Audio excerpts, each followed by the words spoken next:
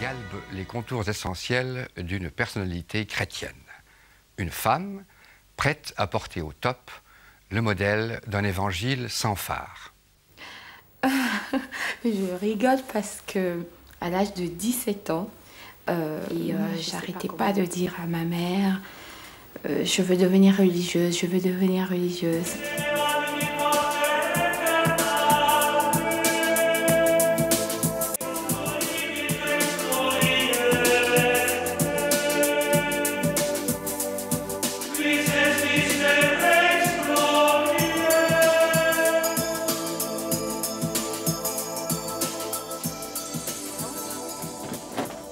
On peut... Mettez-vous là, Annie. Merci. Merci. Alors, comment s'est passé ces défilés? Ben, ça se passe bien. Ça se passe bien. D'abord, je l'ai remarquée comme étant une ravissante jeune femme. Et puis, petit à petit, chaque fois que nous nous sommes rencontrés, nous avons bavardé. Et c'est la raison pour laquelle elle est devenue ma petite voisine préférée. C'est une jeune femme, je ne le suis plus. J'ai terminé ma carrière de mannequin il y a bien des années. Moi étant une femme très croyante, je suis ravie de savoir qu'elle a encore quelque chose à côté que ce métier frivole. Elle a d'un côté sa carrière, elle est obligée de gagner sa vie, elle a de l'autre côté, elle a sa foi intérieure. Et je crois que c'est ce qui l'a fait réussir dans la vie, parce qu'elle est sérieuse. Et vous savez, quand on croit à quelque chose comme elle croit, j'ai l'impression que ça lui portera chance et qu'elle sera protégée. En fait, c'est depuis que je suis née que je crois en Dieu. Depuis le dernier souvenir que j'ai de mes pensées, je crois en Dieu. Mais j'ai peut-être seulement changé la façon de le faire. Mais ma foi, je pourrais dire qu'elle est innée. Hein. Bon, il y a des gens qui me disent que c'est une grande grâce, mais je pense aussi... Bon, elle est d'abord innée et les épreuves de la vie, les expériences, n'en fait que la renforcer.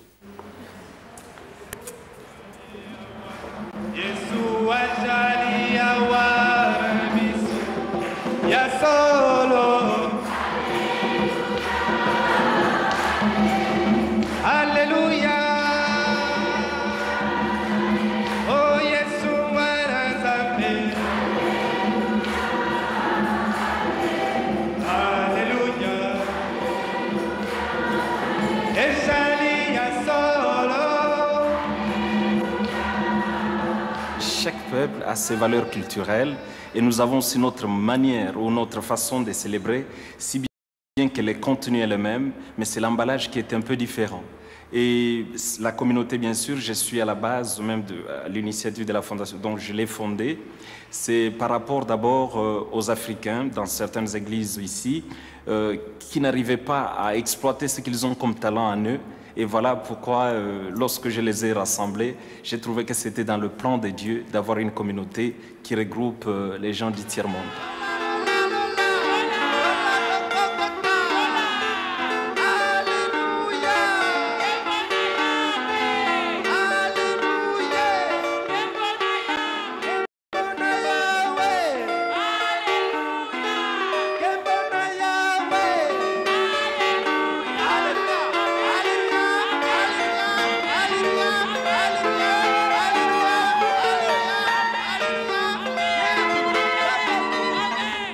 Au début, quand je ne connaissais pas du tout son métier, son activité professionnelle, et je recevais, parfois avait choisi Esther comme femme, c'est en défilant devant le roi, donc c'est biblique, l'Ancien Testament nous le confirme.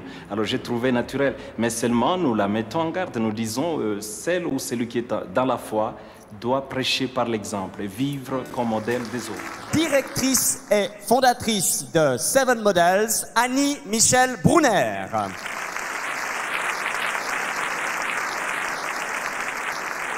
Illustrissime présentateur du téléjournal, Darius Rochepin. Que je le fasse maintenant. Mais je suis contente de le faire en étant mature. Ça évite des dégâts ou des conséquences. Après, j'ai perdu ma tante qui m'a donné toute mon éducation de femme, féminité. Et ça, par contre, j'ai fait donc une sorte d'accompagnement à la mort avec ma tante. Enfin, j'ai fait le chemin avec elle. J'étais très attachée à elle. Et ça m'a beaucoup perturbée. Parce que je sentais une partie de moi mourir, puisque je m'identifiais beaucoup à elle. Alors, il m'a fallu beaucoup de temps pour me remettre ce deuil.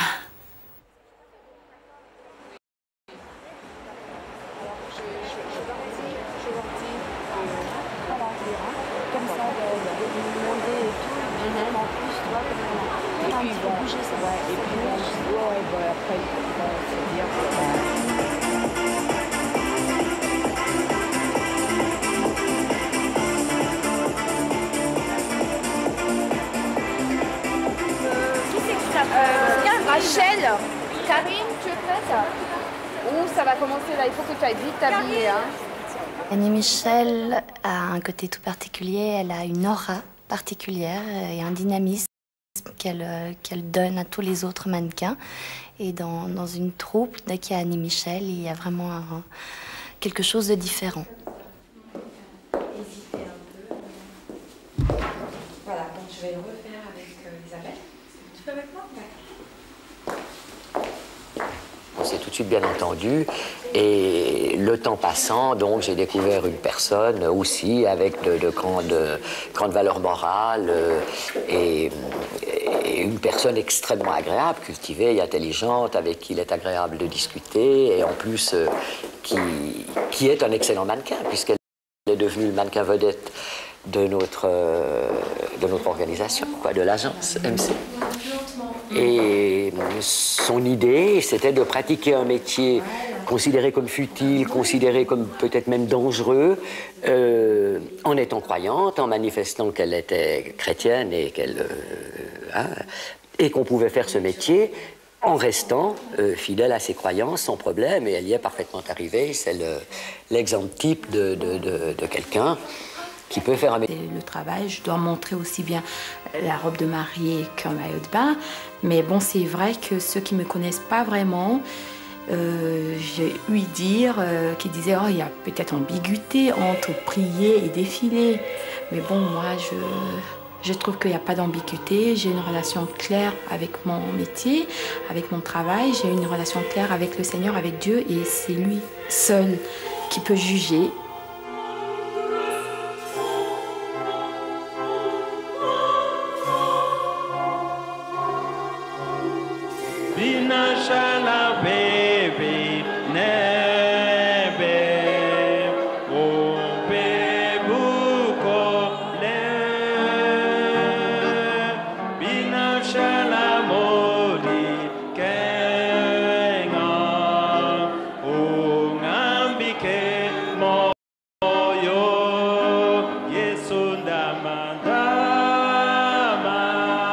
J'aime beaucoup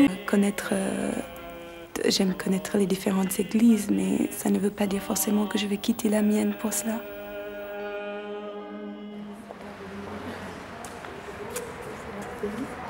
Alors c'est vraiment la sœur que j'ai jamais eue.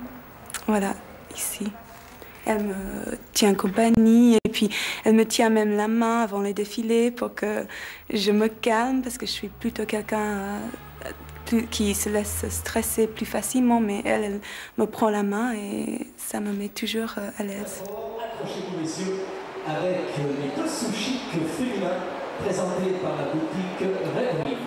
D'ores et déjà, je vous souhaite un excellent défilé, merci. Je n'étais plus satisfaite d'aller à l'église et puis en fait de me retrouver quand même seule. Au départ, j'étais catholique. Donc baptisée, catholique, je suis même plusieurs fois allée faire un pèlerinage à Rome, au Vatican. Je respecte tout ça, hein, mais disons que je suis très contente d'être dans cette communauté parce que c'est vrai que c'est un peu mes racines. Je peux chanter dans ma langue, je peux vivre la foi comme en Afrique. Je suis toujours attachée à cela. Oui, j'y ai vécu. Enfin, en tout cas, ça, il parle anglais au Jamaïque. Oui. Pour rentrer en contact avec Dieu, c'est un dialogue. Bon, disons, vous me direz, il répond peut-être pas, mais je lui parle. Ça peut être pour le glorifier, ça peut être pour remettre une amie qui a un problème. J'ai des amis qui m'appellent pour me demander de les soutenir dans une prière ou de prier parce qu'ils ne le font pas. En tout cas, plusieurs fois par jour. Et spontanément, souvent, je dis « Oh, merci Seigneur, oh Seigneur ». Bon, ça fait partie de moi. Tous tes enfants qui ont plaidé pour des frères et sœurs qui sont dans les souffrances, tous ceux qui sont dans les hôpitaux, tous ceux qui sont dans les prisons, tous ceux qui sont exclus. C'est vrai que quand j'ai les yeux fermés, quand je prie, c'est là que je sens le Saint-Esprit me visiter. Et donc je me sens en communion avec le Seigneur. Et c'est vrai, c'est quelque chose qu'on ne peut pas maîtriser.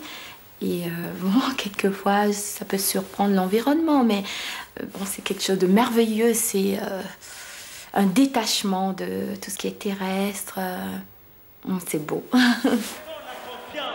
Seigneur, agis puissamment. Ceux qui sont malades, guéris-les au nom de Jésus, au nom de Jésus, au nom de Jésus. Nous proclamons la victoire. Agis, Seigneur Jésus-Christ. Nous demandons que ta main puissante touche chaque frère, touche chaque sœur, selon ses problèmes, au nom de Jésus. Oh, sois béni, sois glorifié à jamais. Merci Seigneur. Je pleure de joie parce que je remerciais le Seigneur pour tout ce qu'il a fait pour moi ces derniers temps. Il m'a montré beaucoup de signes et je suis contente d'avoir traversé les épreuves que j'ai vécues et de lui avoir fait confiance.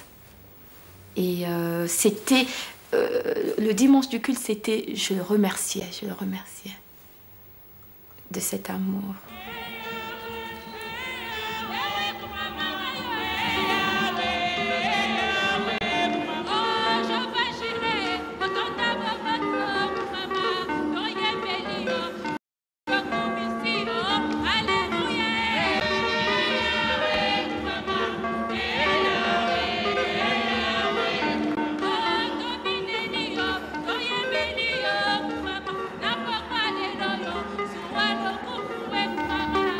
Pâques, c'est dimanche prochain. Nous parlerons donc naturellement du thème de la résurrection avec une femme, Marie-Christine Varronne.